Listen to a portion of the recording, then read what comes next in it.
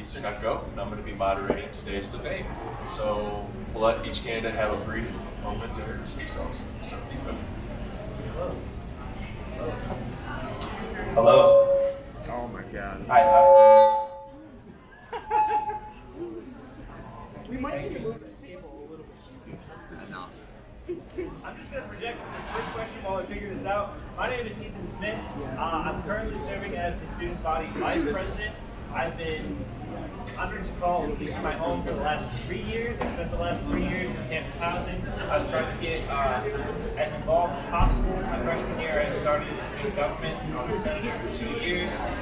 This year, my third year, I was as the student body vice president. I've been trying to be as involved as I possibly can. Hold on. Never that. What? That's fine. Jack, you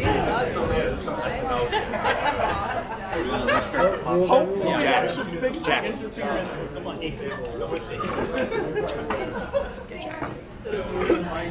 Do it! Are you still good? No, you don't make me go over this. So again, like I was saying, my name is Ethan Smith. This is my third year at EMU. I've had the opportunity to get to know a lot of this campus. I was in student government my freshman year. I was in student government 2 years, and then vice president this year. I started off as a senator. I've had the opportunity to join several different student organizations. Model United Nations is one of my favorites.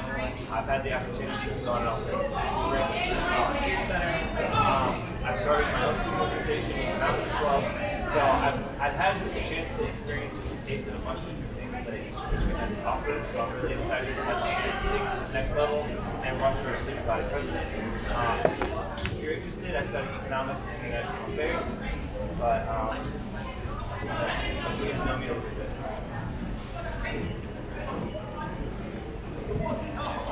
Hey everybody, my name is Kurt Suchowski, and I am a junior at Eastern. I'm studying secondary education in social studies and history comprehensive. I've also been involved in student government for a year as a senator of both political action and then now student services. And I'm really looking forward to run as your next student body president with my running mate, Anna Newmeyer, sitting right up front here supporting me. I'm also involved in Kappa Delta Pi, which is an International Teachers Honor Society. I'm the treasurer of that org. Anna and I want to implement our Useful Passion platform, which focuses on unity and service and education. And I believe as a diverse student body that faces challenges and conflict on a daily basis, it's possible for us to unite together to accomplish common goals that will improve the experiences of everybody, especially those struggling most to continue their academic studies due to life challenges and things of that nature. By being an example of a servant to you all, I hope to inspire other students and their orgs to develop a heart of service in their own area of influence on the campus. And finally, we need to become innovative in order to improve academic experiences to all our students, update the latest technology, and implement practical, sustainable improvements. Although your experience as an individual and students may differ from mine, I really want to connect with you on a personal level, and I think that by doing that through face-to-face interaction and also by utilizing all our resources here that we already have on campus, that we can really make that happen. So let's move forward into the 21st century together, and remember, you can't spell community without unity. Thank you. My name is Bilal Hollins. I'm a senior here. Potentially could be doing a victory lap. We'll see about that. Before I even wanted to talk about, what I do, it would be remiss of me not to recognize Denisha Greer for and Lou Diaz stepping up to be our campaign manager, and of course my running mate Tyler Wright, who is also in the audience. To just give you something about myself, I'm a transfer student from Jackson College. I got my degree in arts with a certificate in criminal justice and a certificate in English. I transferred to Eastern Michigan because of the slogan, "You are welcome here." After being resuscitated, when fatal gunshot wound to the head, those words kind of wrapped their arms around me. I knew that if I came to Eastern, that I could truly be welcome here. So the course is just to introduce ourselves.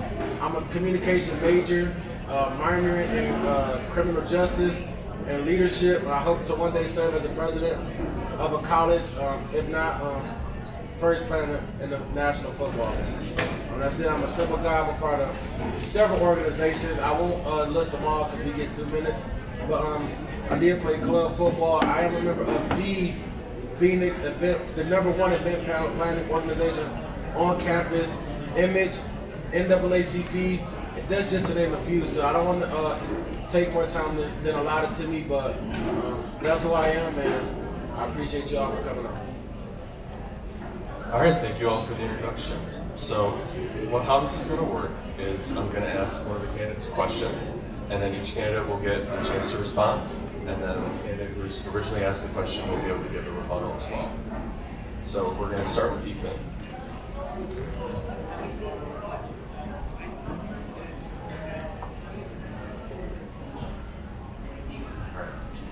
So for the first question, how could you, if elected, improve the way our student body and campus respond to acts of hate? Thank you very much, Andrew. I think that is a critical question, maybe one of the most important that we face here at a community that is as diverse as ours. It's no secret that one of the reasons that this topic is at the top of our minds is because of the racist doll incident that occurred at Best Hall several weeks ago.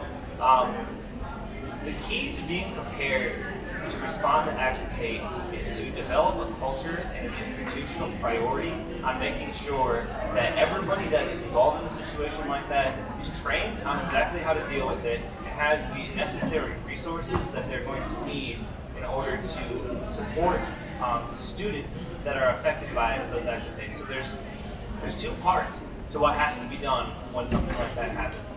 The first part is the initial communication, the initial relationship with the student body, and that is something that could have been much improved in the racism at Best Hall. The first communication that went out came from Housing and Residence Alike, called it a bias incident. That would not have happened if there was an emphasis, an institutional emphasis placed on diversity and inclusion and knowing how those kinds of acts are received by the affected students. And the second part is arguably more important. How do we support the students that are affected by those kinds of acts of hate? And that comes down to resources. I like to say that a budget is a reflection of our values. And at a community as diverse as Eastern, we need to be spending a disproportionate amount of money on providing those resources to affected students. That means we need to be investing in our Center for Multicultural Affairs, expanding its mission to focus on supporting minoritized students when they're attacked by acts of hate such as this. They need to have somewhere to go, they need to have mentorship, they need to have good relationships, they need to have those resources available to them. The bottom line is how can we better respond is we need to put more institutional emphasis and funding in those areas. 2 minutes, right?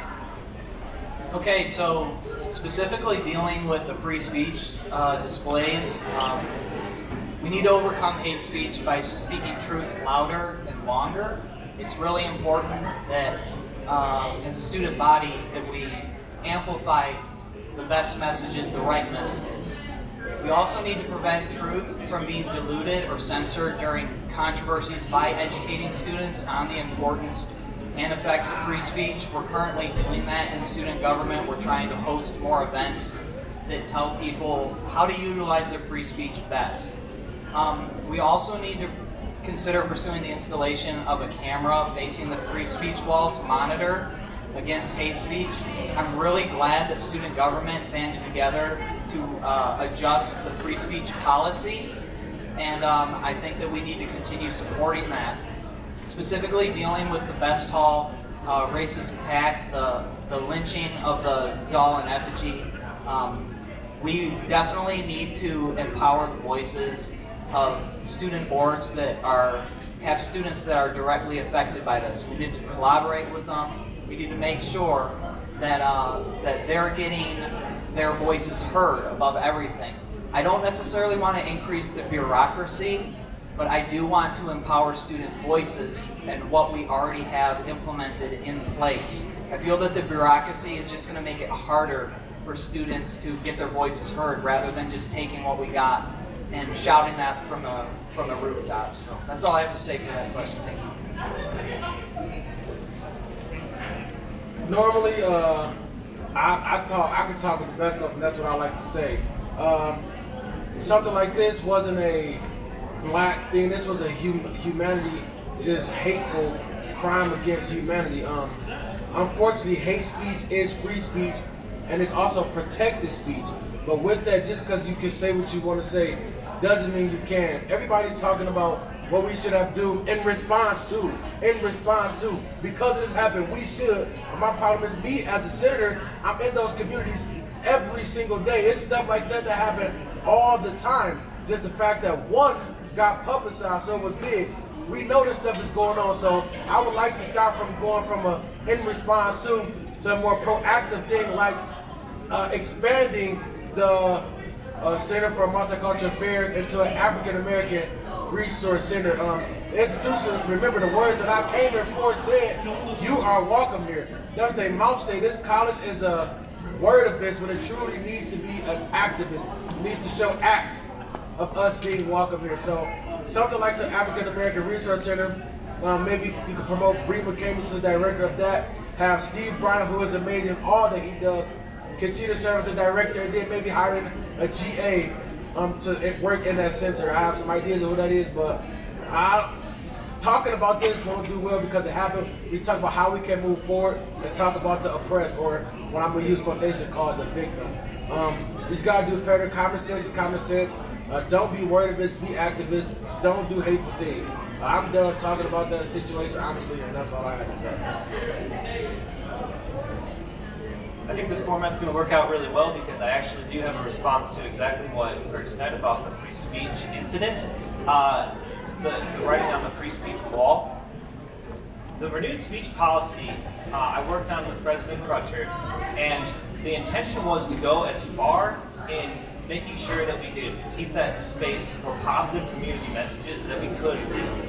We literally drafted and revised over and over and over again that statement, and we went as far as we possibly could with approval from legal. And the biggest change, the biggest victory that we had in that policy was that we said very explicitly, one, that space is for positive messages. That wasn't even included in the old statement, in the old policy.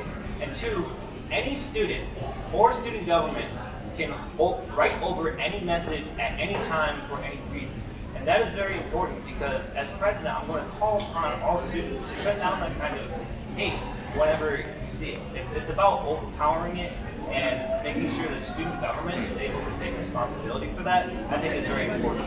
I had to paint that wall 3 times this year. One time in recent cold, I literally got frostbite on my finger due to spray paint. So that's something that's very important. It is a difficult thing. That was not something that I wanted to be doing in my time, but I think it's important for student government to take responsibility for not saying that you can't write, problematic things on the wall, but taking responsibility for overpowering it and replacing it whenever that happens. Just like, yeah. If anybody has any questions for any of the candidates throughout the debate, you can write them on the note cards over there, and we'll ask them that. So the next question is for Senator Shaweski. If elected, what measures would you take for sustainability practices in academic and religious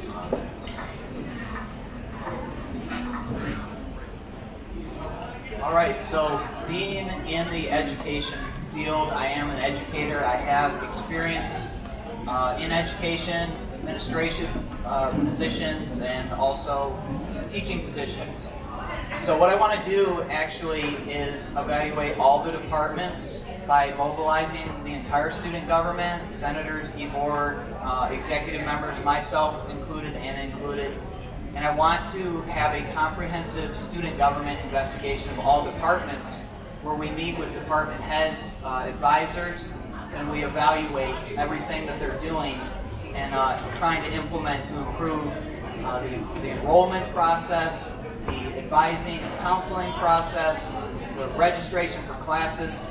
A lot of you out there probably go to register, or you're going to be registering this week online, and you'll notice that in the course mapping and the course planning, they're saying that they're offering you all classes that don't even exist anymore. Staff members have been cut, and that's a problem because when I came here to Eastern, I wanted to enroll in specific classes that they said they offered, and that attracted me here, and then I found out, lo and behold, they cut the staff and they're not offering those classes. So those all need to be updated, not just in the course planning, but also online.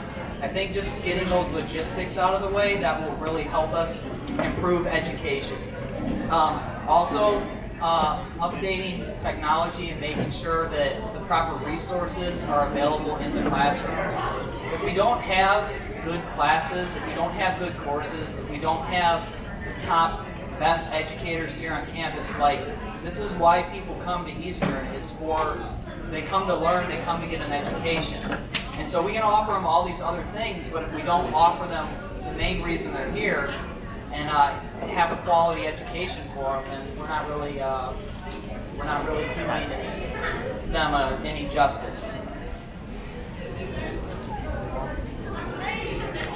Yay! So we agree. I definitely believe each deserves the best teachers, but to have the best teachers, you have to pay to have the best teachers. So if we're going to have the best faculty, the best people who are passionate educators about teaching, you have to give them money. They have families to raise themselves. So instead, what I'm offering is, if we're truly welcome here, and administration is truly passionate about people graduating from Eastern Michigan University, have an acceptance rate of 75%. 75 is C, you get a C with a degree. At least that's what they tell me in chemistry. So having an acceptance rate of 75%, but a graduation rate of 30%, I'm not the best at math, but something is not right. So you have to get the best, you have to pay the best. While administration and people maintain 7-figure salaries, if they all said, well, we're gonna ask for just a bit less, and use that to allocate to hire those teachers, you can have all the best teachers you want to, but if they in a school that's dominated by racism, acts of violence, acts of hate, a place where there's no sense of community, then there's going to be nothing. You're going to have a nice new technology, but you're going to have students in the classroom that's angry and mad because they don't feel welcome here. So I'm done. If you want good teachers, you got to pay them, and that's it. Thank you. It was my understanding that the question was on sustainability, but I'm really glad that all of these other things are coming up, because sustainability isn't just about the environment, but it's also about making sure that our institution is able to succeed far into the future.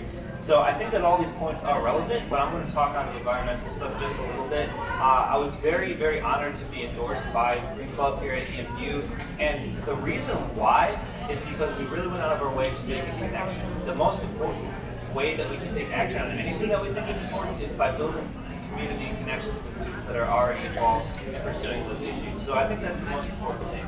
Building connections between Take Back the Top, Food Recovery Network, Green Club, President Sustainability Commission. That's where it's all about, is the information sharing. And then to move on to respond very briefly to some of the other points that came up. Sustainability at EMU is all about student retention and student success. There are 3 components to sustainability. There's the environmental part, but there's also economic sustainability, and social justice is part of sustainability as well. It's not sustainable to have an institution where people from certain groups are not supported on the basis of their identity. And their identity is the reason that they're not able to succeed or graduate at the same rate as other groups. That is not an institution that can succeed in the future, because it's an institution that is fundamentally unjust. I had a brief listening session with the NAACP. One of the most important pieces of feedback that I got from them was that what they really felt that they needed, that particular group of students, was a mentoring and academic success program specifically targeted to African American students, and expanding those sorts of programs are what's going to take for us to be sustainable in the long term as an institution. And that's really the fact of it, because we cannot succeed into the future unless every student here succeeds. Thank you. That is correct, Ethan. Sustainability in our education deals with economics, social justice, and environmental. So For economics, my platform, I believe, has the strongest plan because we are going to roll out our Presidential Passion Project and our Presidential Promotional Project. And that's going to have Anna and I go off campus, we'll assemble a team and recruit among high school students to increase those enrollment rates. But we don't want to just have like a marketing campaign without sustaining that. So the Presidential Passion Project will work on sustaining students here and hearing out student needs, getting them involved on campus, and also going into the high schools after we do and having mentorship programs, FAFSA registration days. That'll really help improve retention rates, graduation rates, and enrollment rates. For social justice, I have a whole platform laid out for electing new delegates to specifically respond to incidents on campus. And then also, I want to collaborate with Students for Eco-Justice Education and Students for Eco-Justice Education and Activism and other student orgs. I'm sure that even though some orgs endorse candidates in the election, whoever ends up winning, we're a family here at Eastern, so they'd be happy to work with anybody. But those are just a few of the points that I have about sustainability on campus. We also want to increase recycling and improve composting of dining products. So we have a lot of things in mind, and we're hoping that you'll get on board with it and help us achieve them. Thank you. We're going to do one more question, and then we'll do some of the audience questions. There's a lot pulled out. So this one we'll start with Senator Hollins. What steps would you take if elected president to improve housing on campus? The point is simple. You want to know stuff, you just ask. I asked over 200 people. Some actually are sitting right over there. Hey, did you know that they are considered privatizing housing? They said, oh, that's terrible. I wouldn't want that. I said, well, what if it meant it was cheaper to you? They said, oh, that's fine. So the point about housing is, I feel like the constituents of the country, they don't truly care. Not, I won't say care, that's a bad word, but it's not as important to them as what it is to cost. Like my fellow senator just said, he has a plan to get people here. The numbers here, we got a 75% acceptance rate. People are coming here, but they aren't finishing. They can't afford to come here. That's a problem. Like, to have people come here for a semester and then not be able to return because their e-bill is too expensive is silly. So as far as housing, other than on-campus housing, I myself don't have a place of residence. My official driver's license says 914 Hoyt Hall because I don't have nowhere to go. The MAGIC program says that they help students who have experienced homelessness or progress through the foster care system. I went to MAGIC and said, I got no mother, no father, no money to pay for school. Can you help me? Oh, I apologize. It's only for people who have progressed through the homeless system. So either they say, oh, we don't have the funds for it. Well, that's a problem. So administration needs to get behind funding housing. What's the point of building new voluptuous houses if the students that's living there are flunking out of college or paying more money to live there and then can't even afford to go to school? So as far as housing, do what you must. If it's cheaper for students, I'm all for it. If people are coming and staying and graduating, I'm all for it. Have your way with housing, privatize it, keep it public, partner, whatever you want to call it.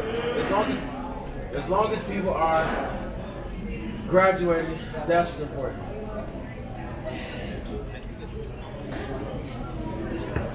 On the issue of housing, I think Bilal touched on some pretty important points. Number one, the most important issue facing in the housing conversation in general is that every student needs to have a place to live. That's the most important consideration. On the issue of privatization, that is something that I find very disturbing. It's something that I'm philosophically opposed to. I think seeing the pattern of entering into these partnerships with outside entities has been very disturbing because it can entail potentially an increase in costs and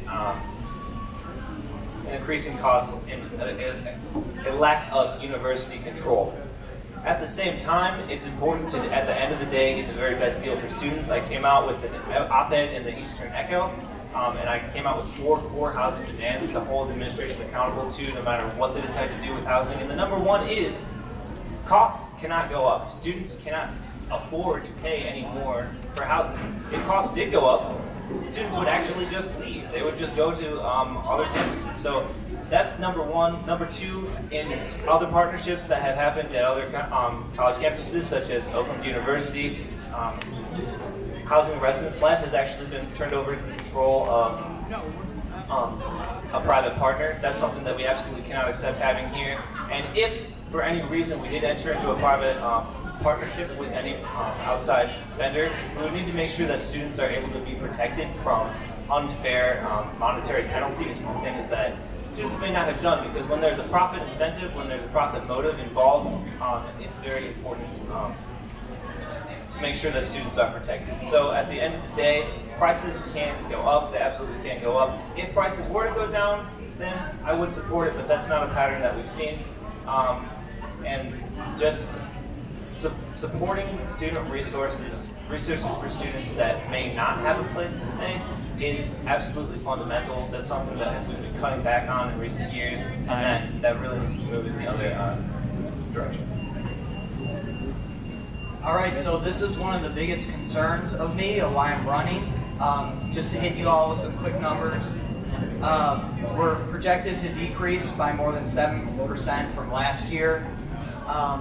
Over the past 10 years, we've lost about 100 to 150,000 credit hours.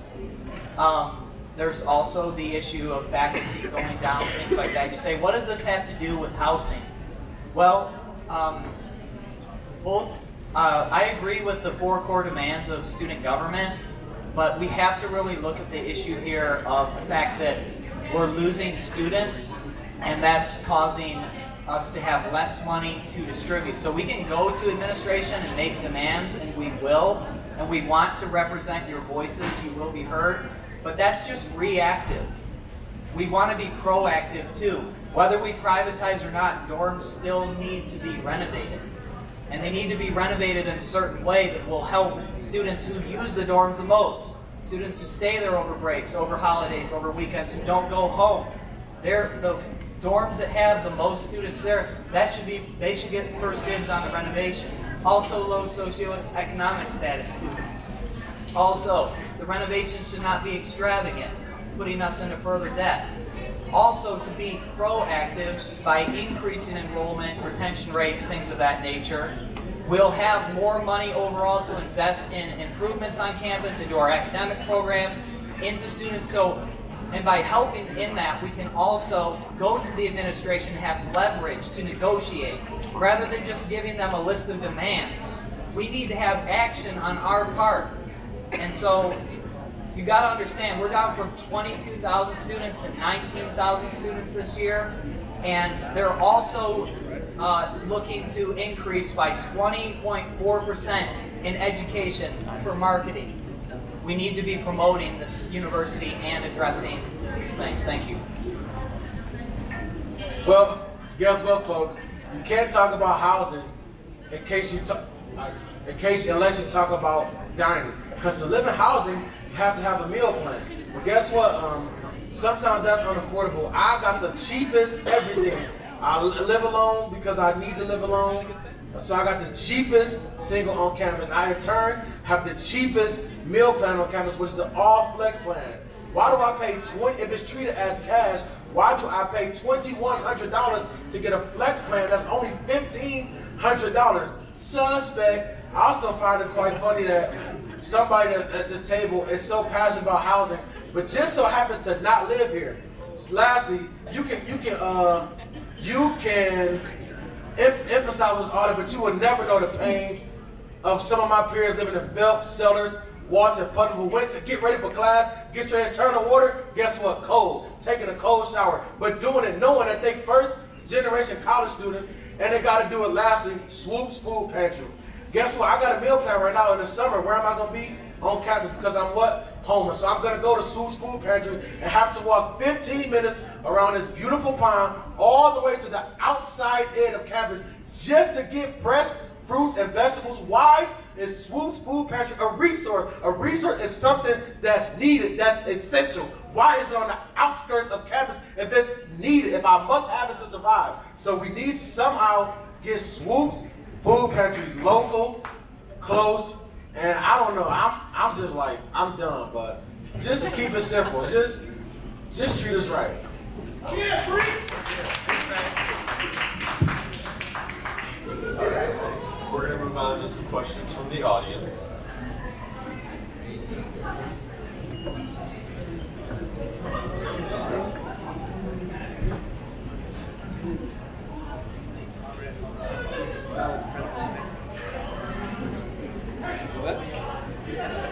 Alright, so we'll start with you. What do you do the same thing that we did last time?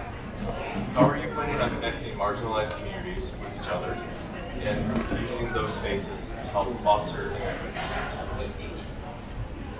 I think that's an absolutely great question, because at the core of retention and at the core of, a community being a community of higher education is making sure that students are connected with each other. And I think that there is a great opportunity to create more spaces for students of different groups to share the same space. There's lots of great student organizations that focus on one group or another, and that creates lots of individualized communities. But there needs to be a real investment from the university in creating spaces where these people from all sorts of identities can interact together. I had a great conversation with a student at Active Minds on exactly this topic, and something that came up there was, I'm a big fan of the Lyric Lounge program that the Campus Life puts on. That's actually been cut down. They used to have other things called Sky Lounge, if you remember that, which are things that are done on the weekends, paid for by Campus Life from the money from Student Affairs, and those are really great ways to bring people together.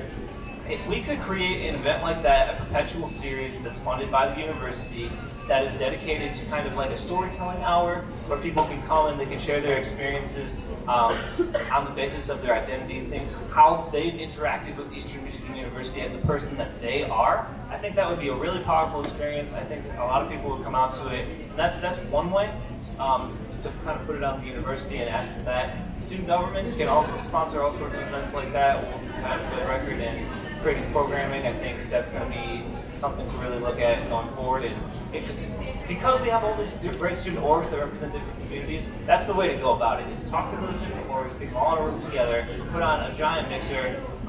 That's something that we're definitely working on.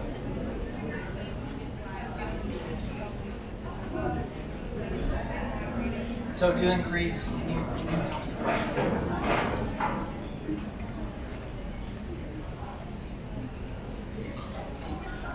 How are you planning on connecting marginalized communities with each other and help those spaces foster? Okay, so I think one of our slogans here, it says, "You are welcome here," right? That's geared towards mainly our international community. I would really like to see the university invest in language programs here, specifically emphasizing cultural awareness and just connecting students with one another, both domestic and international students. So I think we need to move ahead with the 21st century. We need to offer at least the 6 international languages of the United Nations. We have people going into business and all kinds of things. A language is a valuable asset that everybody can utilize. So that would be English, Spanish, French, Russian, Arabic, and Chinese Mandarin. And so I think if we at least offer those, that would be great. We have a very large Arabic-speaking population right down in Dearborn. Why aren't we appealing to people who are right around our community, right around our region, with an Arabic program? That just doesn't make sense to me. Also things like ASL, sign language. I mean, that's something important. What about improving our ESL programs and TESOL programs, teaching English as a second language to help the international community? What about having a language lounge where both domestic and international students can go and converse with one another? And it's not just a bunch of domestic students talking down in English to them.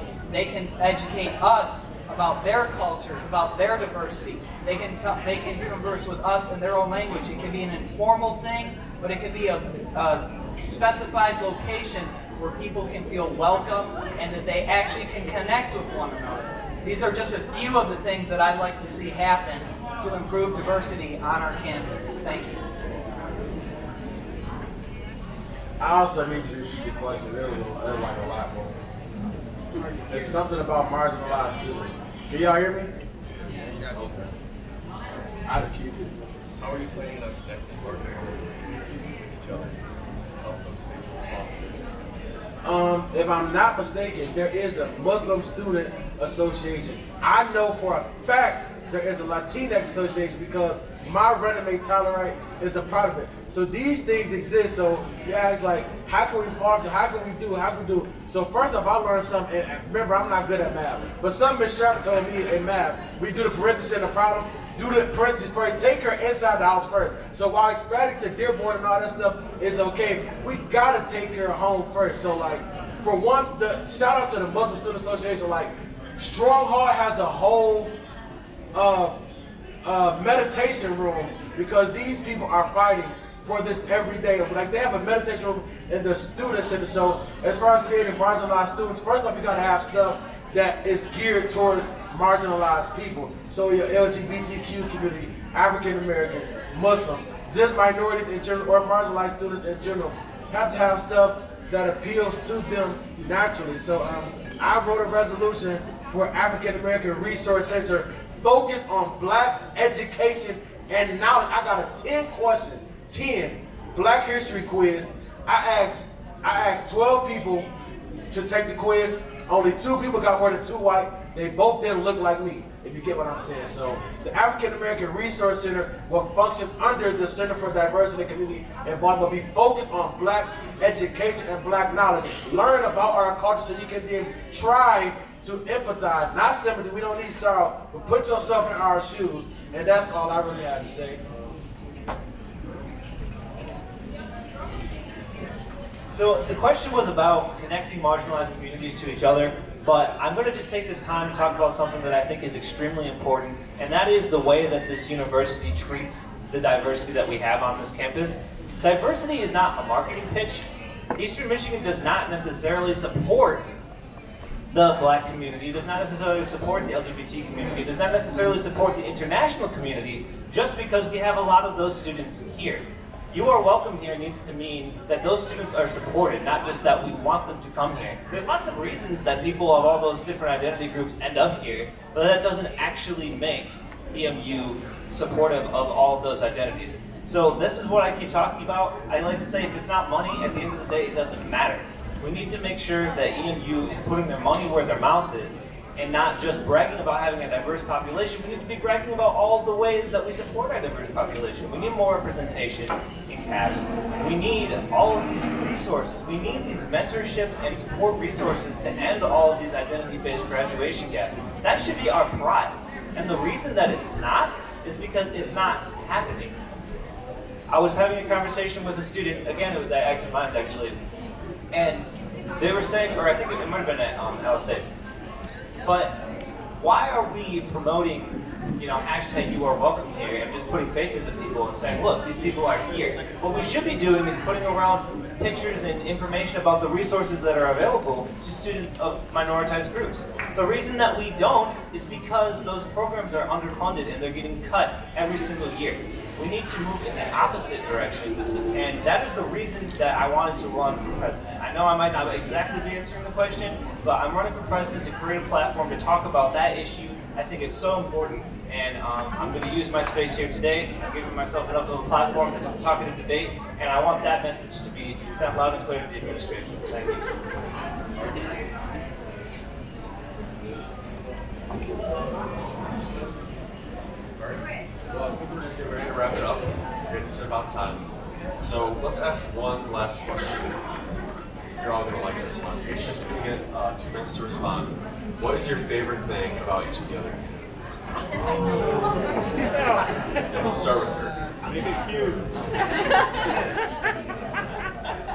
My favorite thing about each of these candidates, I actually consider both of them my friends, my colleagues. I've enjoyed working with them throughout this whole year. Ethan stepped up as vice president. He actually wasn't elected; he was appointed, but that was due to an issue that the former vice president, she had to she had to leave. But I don't want to get into details. But Ethan stepped up to the plate, and so I just really appreciate him doing that. That's been good.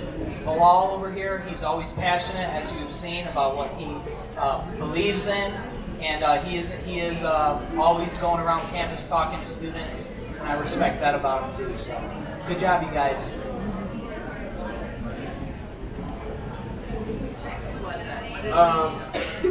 So my favorite thing about Ethan, just his personality, he's nice. He's a good guy. I always joke. I said, "You swim, Ethan. I'm not gonna be voting for you." And likewise, as Kirk said, his favorite thing about me is my passion. That's definitely my favorite thing about him. I came to Kirk, like he became a senator. I came to about this idea, like 2 weeks later, he was like, "All right, so Bilal, I hit up them. This is what they said we could do. This is how we're gonna do it." I joked to him, I said, "Kirk, you believe minorities are marginalized, right?" He said, "Yeah." I said, "Well, you know I'm running for president, yeah." And I said, "Can I count on you to vote for me?" So he said, "I'm passionate, but I'm not." So just his passion. I don't know. In closing, we will have one final remarks just in case. I got 2 minutes, so I ain't seen no signs yet. Parking is big. I'm surprised that didn't come up in this. Just real quick, 2 things I'm proposing. First off, I used to work for parking. Don't shoot. So what I'm proposing is either allow in all parking enforcement at 8 p.m. They stopped enforcing at 10. Them sounds that don't mean nothing. For a fact, there's nobody out there from 10 p.m. all the way to 6 a.m. So either in all parking at 8 p.m. or allow free parking on the weekends. One of the two. And then no matter what, having more 15-minute parking zones. Because the only 15-minute parking zones is by the marketplace. And when Parking MU is not enforcing gas rate park in the 15-minute parking zone. So if I want to go get a coffee or a Pop-Tart, I'll have to pay for parking instead of just being allowed to park in a 15-minute zone. So coming up with some kind of affordable deal with parking. And then lastly, just doing the right thing. It's easy. Don't be a word of this. Be an activist. Don't say we welcome here if you don't mean it. Show us we welcome. Don't tell us. That I was done answering the question. Personality and passion. Easy. No pun intended. All right, thank you, Bilal. Before I say anything nice, I love that parking point. I have a meeting with Lila Ellens of Parking to talk about that 15-minute parking thing. So we do have some agreements up here. I have huge respect for Bilal, for me. I love the perspective that he brings to everything. Getting to know him in student government has been, it's really been the time of my life. Kurt, he's a very hard worker. Definitely doesn't quit. I think this is a great slate of candidates. Obviously, vote for me, but I think that this is going to be a good year for student government. While we're giving credit to other people, I got a little bit flustered at the beginning because the table was moving around on me. But I am running with the wonderful Hazir Abdi's here. Yes, thank you. I'm biased because I'm the vice president right now, but vice president is an extremely important job. It's important that the vice presidential candidates are qualified, and I just have nothing but wonderful things to say about Hazir. She's organized, passionate, and she's going to be able to do my job a lot better than I have. That's all I have to say. Thank you so much for everybody coming out, and thank you. Thank you all for coming out. Sorry I couldn't make it to your question. I'm sure they're more than willing to speak with you after this. Do you have anything to say? Do you have anything?